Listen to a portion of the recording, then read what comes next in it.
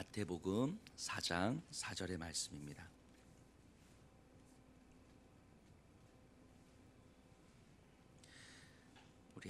우리 한 절이니까 같은 목소리로 좀 함께 읽어보도록 하겠습니다. 시작.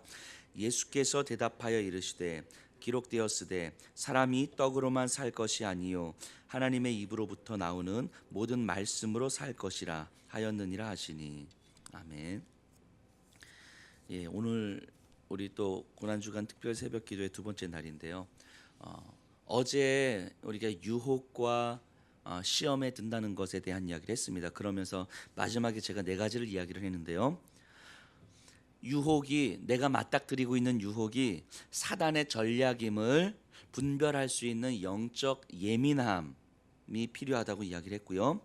유혹에 반응할 수밖에 없는 내 안의 죄성을 볼 수 있는 철저한 죄인식, 죄에 대한 인식, 그리고 유혹에 노출된 환경을 끊어낼 수 있는 분별력과 결단력, 하나님의 시험으로 받아들일 수 있는 영적 분별력과 영적인 힘. 어제 제가 유혹과 시험에 든다는 것을 설명하면서 이 네 가지를 좀 이야기를 했는데, 이 내용들을 가지고 또 오늘부터 오늘 내일 모레 해서 예수님께서 광야에서 당하신 시험 세 가지를 좀 함께 묵상해 보려고 합니다. 어제 했던 내용을 또 토대로 해가지고 계속 진행이 되는 건데요.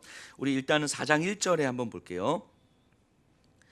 그때에 예수께서 성령에게 이끌리어 마귀에게 시험을 받으러 광야로 가사, 이렇게 나옵니다. 예수님께서 광야로 시험 받으러 가셔서 지금 세 가지 시험을 당하시는 거 아닙니까? 그런데 1절에 시작하니까 그때에 이렇게 시작합니다. 그때에. 자, 이 그때는 언제를 이야기하겠습니까? 바로 앞에 본문에 나오는 3장 후반부에 나오는 내용인데요. 어떤 내용이냐면 예수님께서 세례 요한으로부터 세례를 받으십니다. 세례를 받으시고 나가자 어떤 일이 벌어집니까? 하늘이 열리고 성령이 비둘기처럼 임하여서 하늘로부터 소리가 임합니다. 이는 내 사랑하는 아들이요 기뻐하는 자라 라고 이야기해요. 즉 바꿔 말하면 은혜를 입고 성령 충만함을 입은 거예요. 예수님이요. 성령의 충만함을 입은 그 상태, 그때의 이 얘기입니다. 그때에. 그러니까 더 이상 행복해질 수 없을 것 같은 영적 충만함. 그래서 이 하나님을 사랑하고 은혜를 받은 이 마음을 막 놓고 싶지 않고 놓치고 싶지 않아서 그 시간이 아까운 그럴 때 있으시죠. 성령이 충만해서 그때예요. 그때. 그래서 이 시간이 너무 아까운 거죠. 그래서 이 시간을 다른 거 하면서 보내는 게 너무 아까워서 막 기도하고 싶고 말씀 읽고 싶고 막 그럴 때. 근데 그럴 때 예수님의 시험이 시작됩니다. 근데 항상 그런 것 같아요. 하나님 우리가 당하는 이 시험은 시도 때도 없이 우리에게 임하지만 특별히 우리가 신앙적으로 이렇게 막 올라가고 있을 때, 그래서 제일 시험에 많이 들 때가 언제입니까? 주일날 저녁이나 월요일날 아침이잖아요. 예배 드리면서 은혜 한 장 받고 나서 이 은혜로 한 주간을 살아갈 수 있다라고 자신했는데 주일날 저녁에 집에서 먼 사단이 멀어지는 거죠. 이렇게. 그리고 월요일날 아침부터 먼 사단이 벌어지는 거죠. 그래서 내가 정말 한 주간은 충분히 살아갈 수 있을 거라고 믿었는데 이게 단 하루도 가지 못하는 이 우리의 연약함들을 보게 되는 거 아닙니까? 또 시기적으로도 마찬가지인 거죠. 신앙이 충분하게 올라가서 정말 이대로 가면 내가 평생 하나님 말씀 붙들고 살 수 있겠다 하는, 이제 내가 신앙을 제대로 살아가는구나 하는 그때 뭔가 삶에 다시 한번 좌절과 힘겨움을 경험하면서 이 신앙을 유지하고 살아가는 게 참 쉽지 않은 우리들의 연약함을 보게 됩니다. 예수님의 시험도 그럴 때 이루어지는 거예요. 그럴 때 성령의 충만함이 이루어질 그때에 예수님의 시험이 시작됩니다. 자, 성경에 보니까 성령에게 이끌리어 마귀에게 시험을 받으러 가셨다고 그랬어요. 성령에게 이끌리어 마귀에게, 사단에게 시험을 받으러 가십니다. 자, 그러면 이건 성령의 시험입니까? 사단의 시험입니까? 어제도 말씀드렸죠. 욥의 시험은 하나님의 시험입니까? 사단의 시험입니까? 이게 명확하지 않아요. 성령에게 이끌려 마귀에게 시험을 받으러 갔어요. 분명한 건요, 사단의 시험도 맞아요. 맞습니다. 왜냐하면 사단이 시험한 거니까. 또한 하나님의 시험도 맞는 거예요. 하나님께 이끌려서 갔으니까.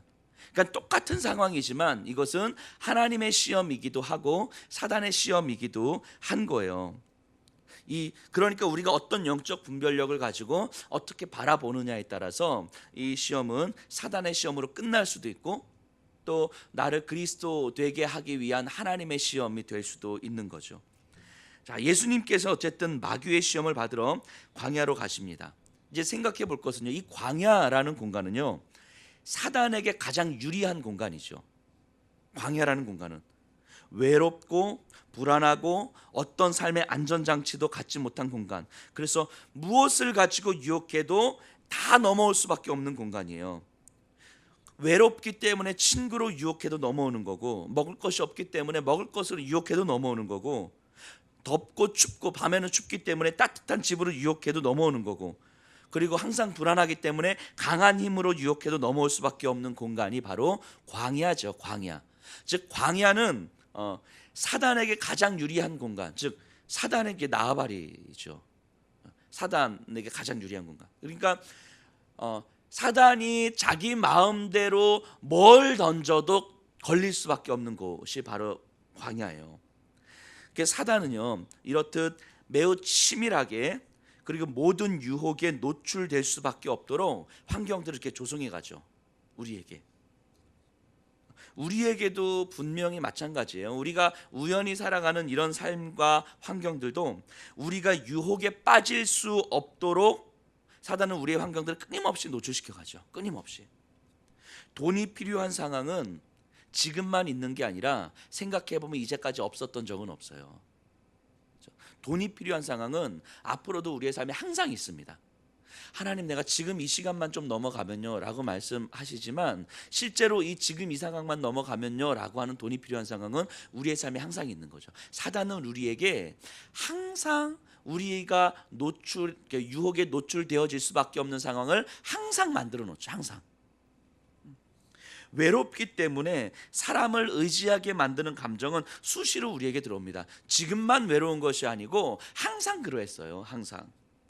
자녀의 필요를 채우는 문제는 지금이 특히 중요해요. 지금이 고3이잖아요. 의 문제가 아니라 항상 그랬어요. 고2면 고2대로, 고1이면 고1이었던 대로, 중3이면 중3이었던 대로, 대학생이면 대학생이었던 대로 자녀의 필요를 채우는 상황은 지금만 있는 것이 아니라 항상 있었어요. 항상. 즉 사단은 우리가 유혹에 노출될 수밖에 없는 상황을 항상 만들어요. 그래서 항상 뭘로 걸려도 넘어질 수밖에 없는 상황을 우리에게 만들어 놔요.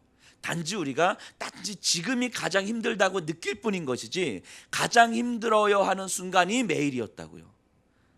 가장 힘들어야 하는 순간이 우리에게는 항상 반복되었다고요.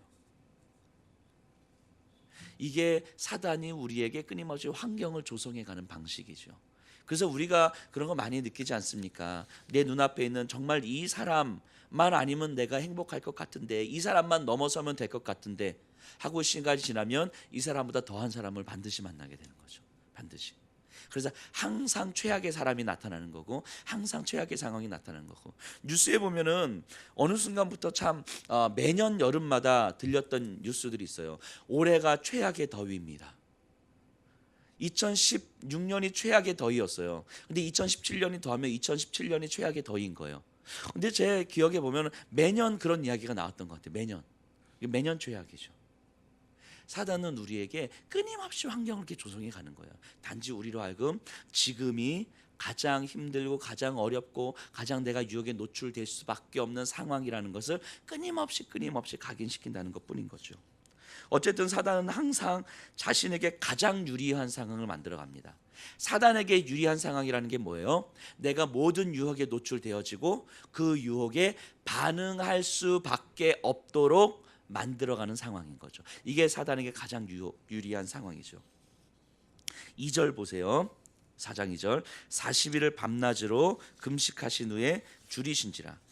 자, 이런 상황인데 심지어 예수님은 광야에서 40일을 금식하세요. 40일을. 자, 사단의 입장에서 보면 정말 최선의 상황으로 가는 거 아니겠습니까? 최선의 상황. 광야라는 상황 자체가 사단에게 있어서 가장 최선이라고 생각했는데 그 상황에서 심지어 40일을 줄이셨어요. 시험을 당하는 상황에서는 최악의 상황이 만들어지는 거 아니겠습니까?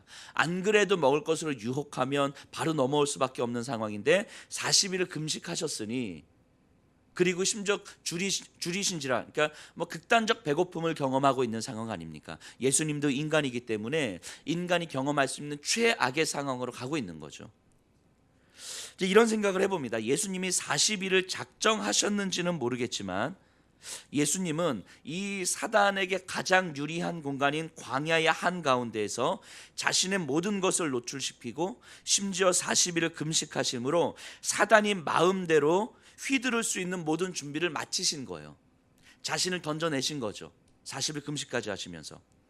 그러니까 예수님은 인간이 경험할 수 있는 모든 유혹의 최대치로 자신을 몰아넣으신 거예요.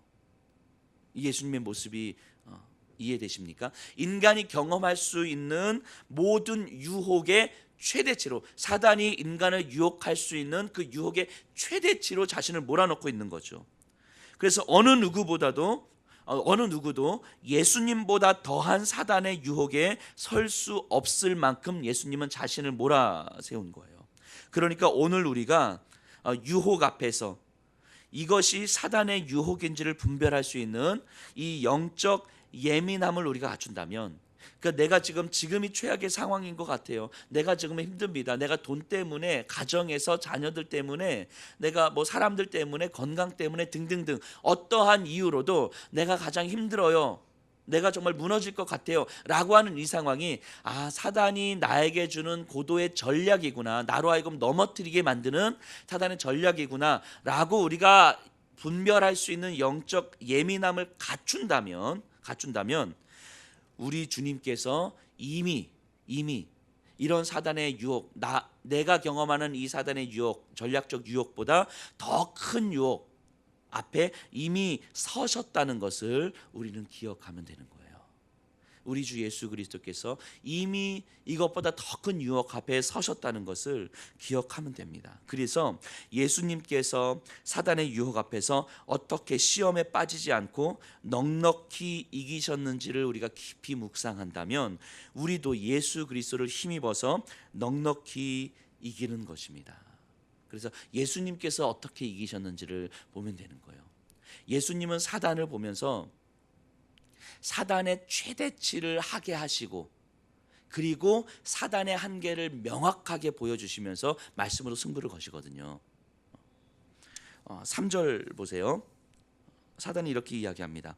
시험 당하는 자가 예수께 나와서 이르되 내가 만일 하나님의 아들이거든 명하여 이 돌들로 떡덩이가 되게 하라.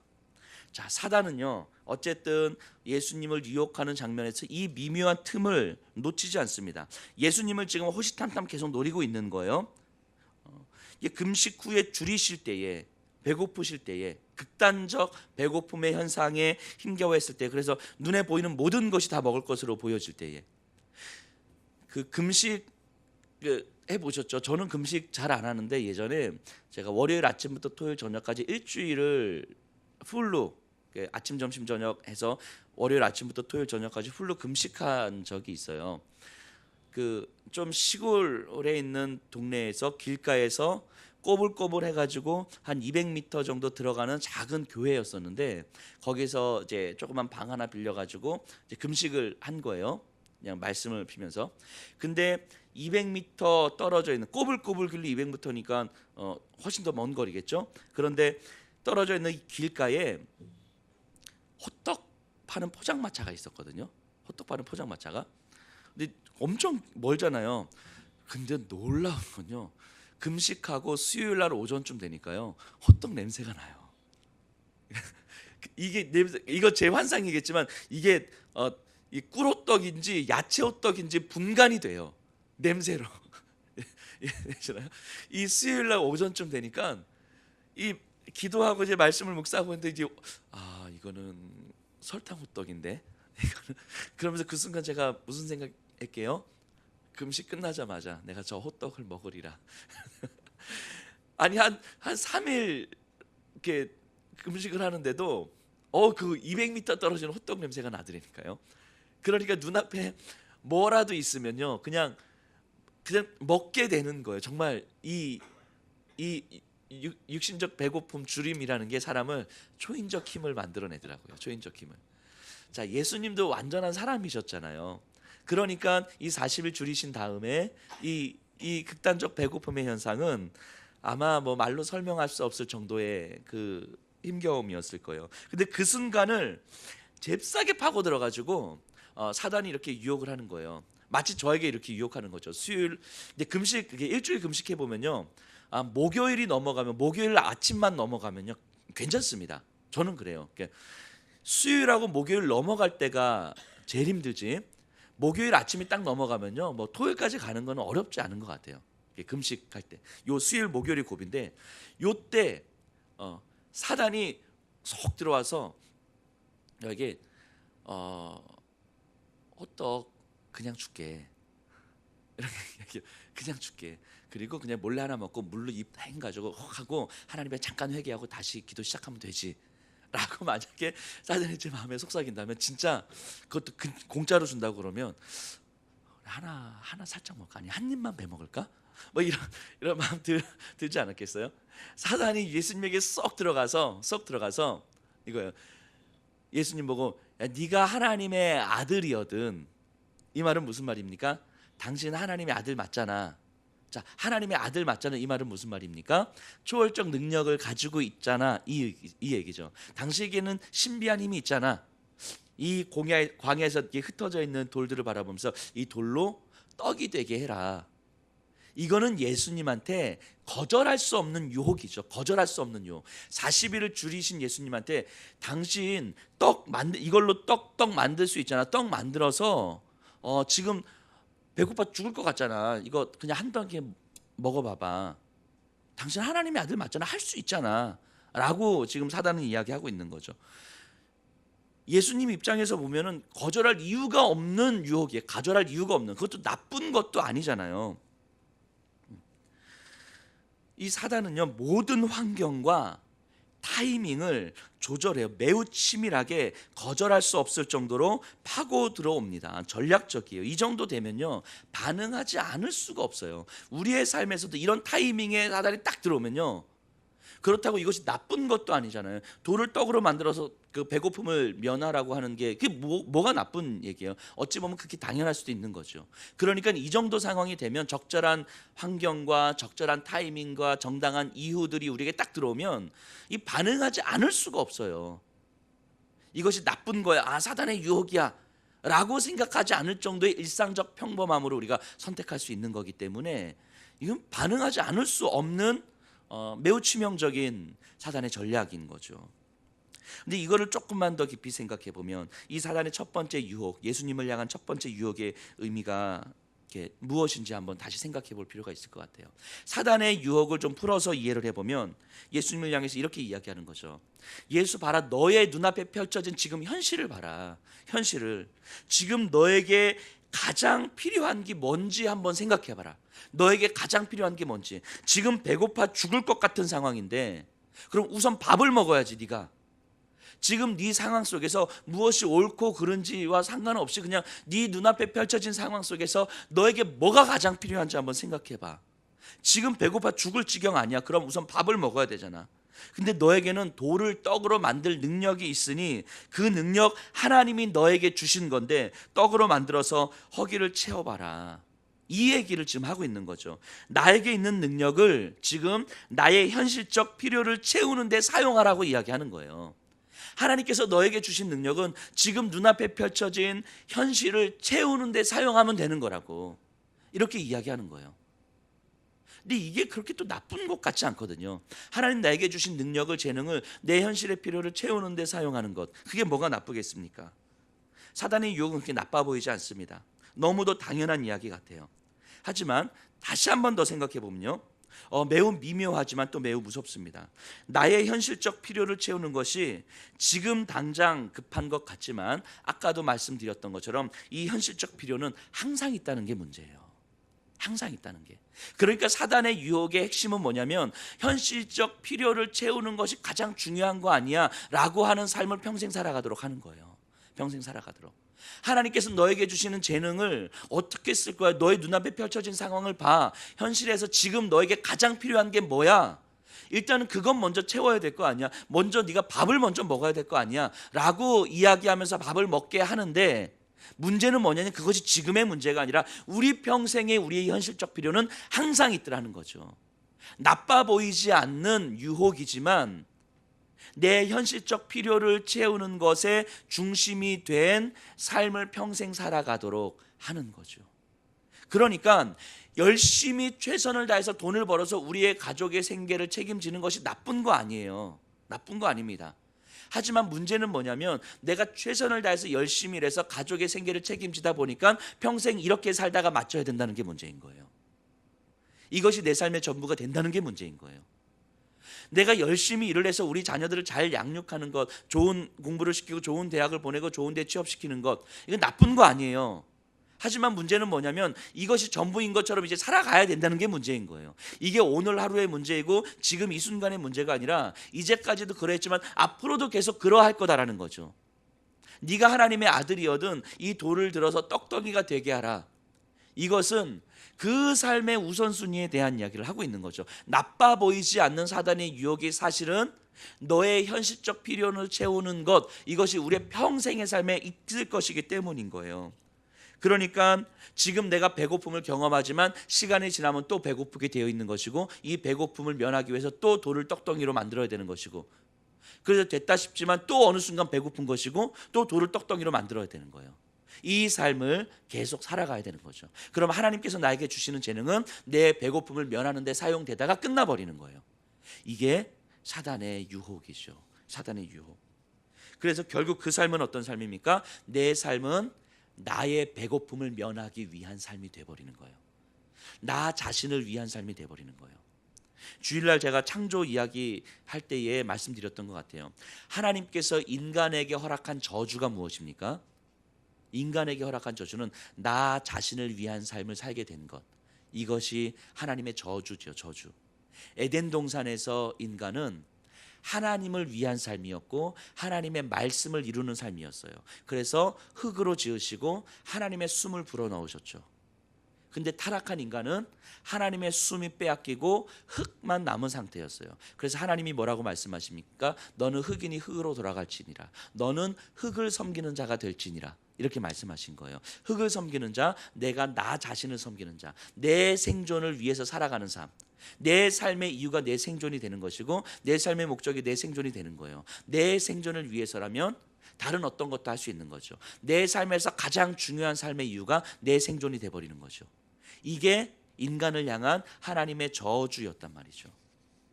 오늘을 살아가는 우리에게 가장 큰 위험이 바로 이런 거 아닙니까?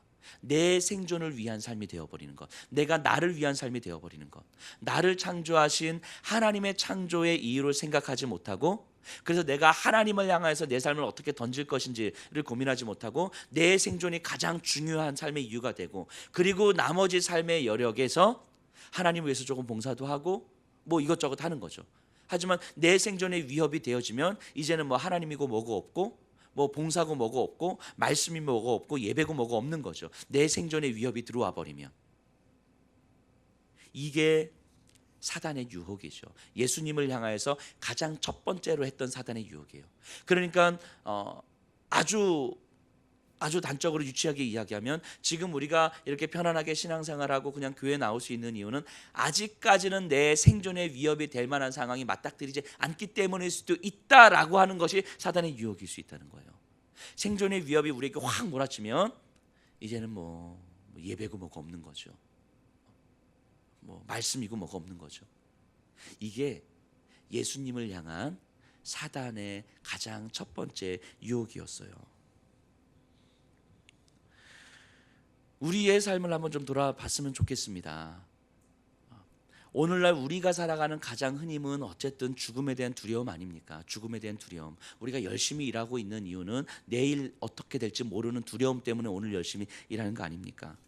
내가 갖고 있는 재능은, 내가 갖고 있는 힘은 나와 가족들을 위해서 사용되어야 되고, 물질도 내 거고 시간도 내 거고, 그러니까 내 것이 없어지니까 힘든 거고, 나의 만족을 위해서 살게 되는 거고, 심지어 우리가 교회를 나오는 것도 나의 만족을 위해서, 그래서 교회에 오는 것보다 나를 더 만족시키는 것이 있다면 얼마든지 그것을 선택할 수도 있는 것. 여행을 간다든지 일하러 간다든지 잠을 더 잔다든지 친구를 만나든지 뭐 등등등.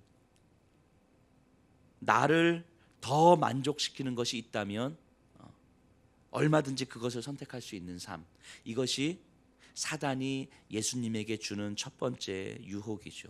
그리고 이런 유혹에 우리는 너무너무 쉽게 빠져드는 거 아니겠습니까? 사단의 전력을 아셨던 예수님이었습니다. 사단이 어떻게 시험에 들게 할지 아셨던 예수님이셨어요. 그래서 예수님은요, 그 사단의 공격 앞에서 명확하게 사단의 한계를 지으십니다. 사단의 한계가 무엇입니까? 예수님을 유혹하고 있는 이 사단의 한계. 사단은요, 우리가 경험하고 있는 현실의 문제에 국한될 수밖에 없어요. 이게 사단의 한계예요. 이 현실의 문제를 우리를 시험에 들게 하는 거예요. 이건 분명합니다.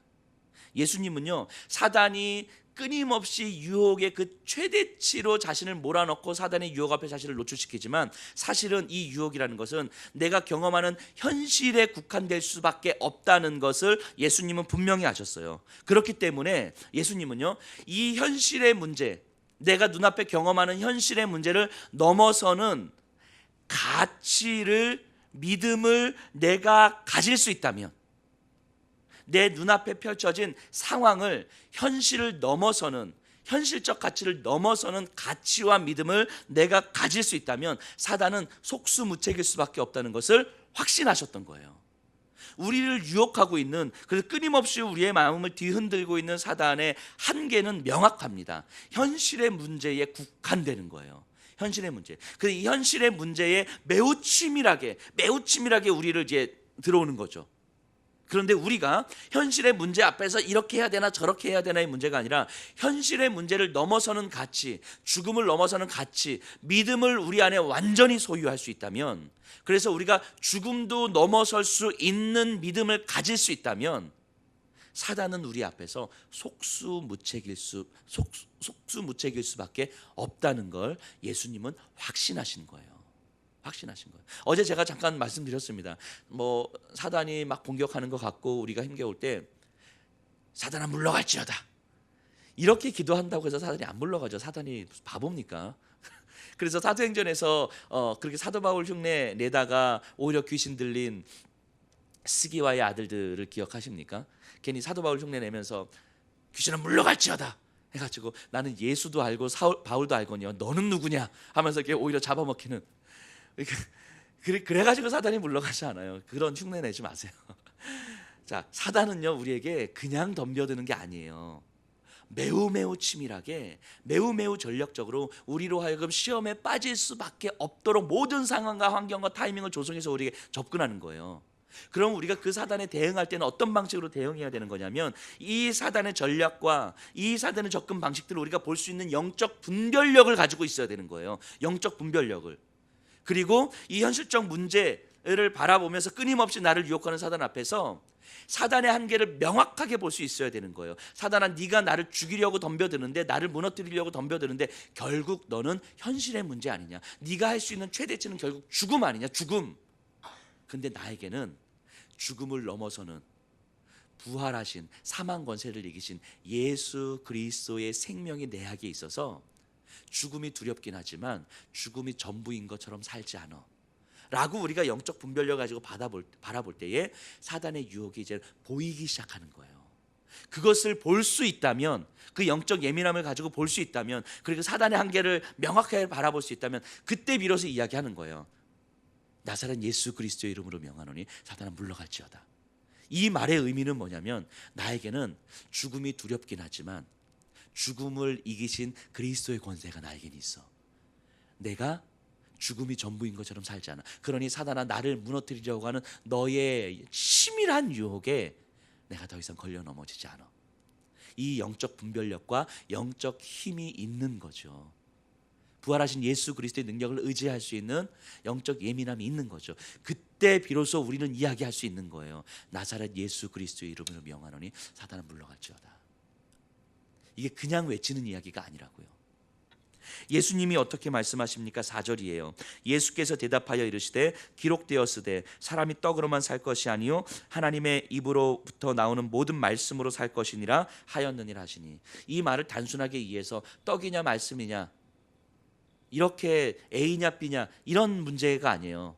나는 떡보다 하나님의 말씀이 더 좋아, 이게 아니에요. 하나님께서 나에게 주신 돌을 떡으로 만들 수 있는 이 능력은 내 배를 채우기 위해서 사용하는 것이 아니고, 내 현실적 필요를 세우기 위해서 사용하는 것이 아니고, 하나님께서 허락하신 하나님의 나라를 위해서 내가 내 재능을 던지면 되는 것입니다. 내 능력은 하나님의 말씀을 이루는 삶으로 사용하는 것입니다. 내 배를 채우는 데 사용하는 것이 아니고, 내가 열심히 일을 해가지고 번 돈은 우리의 가족 잘 먹고 잘 살고 내가 배를 불리고 내가 안전하고 여유 있는 삶을 살도록 하는 것이 아니고, 하나님의 나라를 위해서 사용하는 것입니다. 그러면 내 가족과 내 배는 누가 채워주시냐면 하나님이 채워주시는 거예요. 우리 4장 11절 가서 보세요. 이에 마귀는 예수를 떠나고 천사들이 나와서 수종드니라. 천사들이 수종드니라. 이때 예수님한테 먹을 거 안 주셨겠습니까? 천사들이 먹을 거 주셨겠죠. 하나님이 예수님한테 잘했다, 사단의 시험을 다 잘 이겼다, 이제 네가 가서 이제 라면 끓여 먹어라, 뭐 하나님 이러셨겠어요? 천사들이 수종 들었다는 얘기는 예수님의 배를 채우셨다는 얘기겠죠. 쉼을 허락하셨다는 얘기겠죠. 예수님은 분명히 안 거예요. 내 배는 하나님이 채워주시는 거예요. 하나님이 채워주시는 거예요. 하나님은 분명히 채워주십니다. 그렇기 때문에 내가, 하나님께서 나에게 주신 능력은 분명히 하나님의 나라를 위해서 사용하는 거예요. 이게 그러니까 우리가 돈을 벌어가지고 그럼 우리 가족을 위해서 쓰면 안 됩니까? 이런 게 아니에요.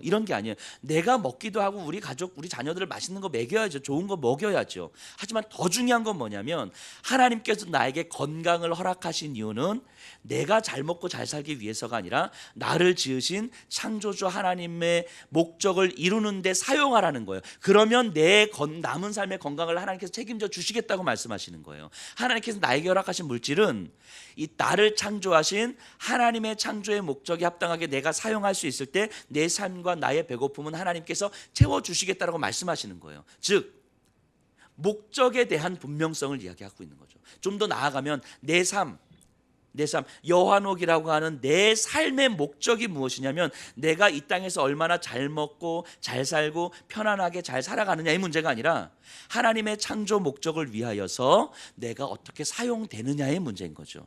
내가 어떤 삶을 살아가느냐의 문제인 거죠. 어떤 가치를 가지고 살아가느냐의 문제인 거죠. 그러면 내 나머지 삶의 문제는 하나님께서 책임져 주시더라는 거죠. 우리가 흔히 살아가는 것처럼 내가 먹기 위해서 내가 나의 필요를 채우는 삶을 살아가는 건, 이것이 평생 가는 거죠. 평생. 오늘 내일 조금만 더 하면서 우리는 남은 평생을 그렇게 살아가는 거예요. 남은 평생을. 이게 우리에게 오는 사단의 유혹이죠. 조금만 더 나의 필요를 채워가는 삶이 아니라 내가 무엇을 위한 삶인가, 내 삶이 어떤 가치를 지향하는 삶인가, 이것이 분명해졌을 때에, 사단이 우리에게 주는 가장 큰 유혹인 죽음이라고 하는 유혹을 우리가 넘어설 수 있는 가치와 믿음을 우리가 붙들 수 있을 때에, 나머지 우리의 삶은 하나님께서 책임져 주시겠다고 말씀하시는 거예요. 이게 사단의 유혹을 넉넉히 이길 수 있는 예수 그리스도의 모습이었죠. 말씀을 좀 정리해 보도록 하겠습니다. 사단은요 우리에게 너무도 당연하게 누구도 뭐라 할 수 없을 정도로 너무도 당연하게 반응하도록 우리에게 접근을 하죠. 근데 너무도 당연한 삶의 방식이 우리에게 평생 지속되는 거예요. 현실적 필요를 채우기 위한 삶이 평생 지속되는 거죠. 그러니까 어느 순간 우리는 내 삶의 의미는 내 현실적 필요를 세우는 삶이 되는 것이지, 하나님의 창조 목적을 이루어가는 삶과는 점점 멀어지는 거죠. 사단은 우리를 그렇게 만들어 갑니다. 이때 그 사단의 한계를 분명하게 우리가 이해했을 때에, 죽음을 넘어서는 그 믿음, 가치를 우리가 지향할 수 있을 때에, 우리는 전혀 다른 삶을, 넉넉히 이겨가는 삶을 능히 살 수 있는 것입니다. 오늘 하루 또 우리의 남은 평생 지내실 때에 이 사단이 나를 무너뜨리려고 하는 사단의 유혹의 한계를 우리가 명확하게 좀 인식했으면 좋겠습니다. 이것이 사단의 전략이라고 하는 것을 명확하게 인식했으면 좋겠어요. 그래서 우리의 삶을 어떻게 그리스도의 능력으로 넉넉히 이겨가는 삶을 살 것인지를 분명하게 바라보는 삶이었으면 좋겠습니다. 당신이 하나님의 아들이거든 이 돌들을 들어서 떡덩이가 되게 하라. 극히 당연한 유혹이 매우 치명적인 유혹이 될 수 있다는 사실을 우리가 항상 기억했으면 좋겠습니다.